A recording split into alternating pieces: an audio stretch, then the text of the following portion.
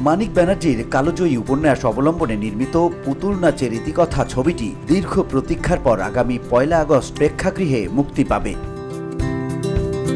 তবে মুক্তির আগেই ছবির কেন্দ্রীয় চরিত্র কুসুমের অভিনেত্রী জয়া আহসানের একটি মন্তব্য নতুন করে নেটিজেনদের মাঝে আলোচনা শুরু হয়েছে।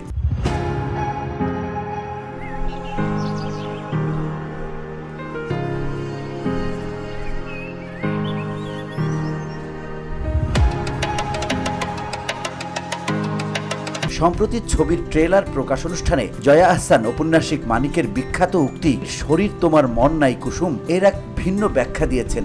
তার এই মন্তব্যকে ঘিরে ইতোমধ্যেই শুরু হয়েছে মিশ্র প্রতিক্রিয়া।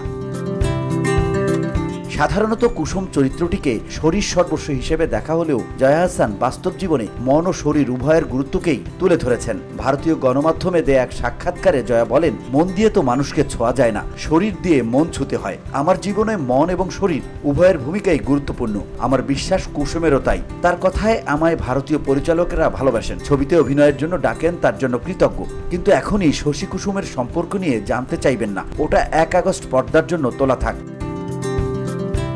এদিকে পরিচালক সুমন ব্যানার্জি জানান, ১৫ বছর পর মুক্তি পেলেও ছবির গল্প এবং এর সামাজিক রাজনৈতিক প্রেক্ষাপট আজও সমসাময়িক। সেই সময়ের সঙ্গে বর্তমানের খুব বেশি পার্থক্য নেই। ঠিক যেমন পর্দার কুসুম আর বাস্তবের জয়া আহসানের মধ্যে তেমন পার্থক্য নেই। VOD Bangla news desk.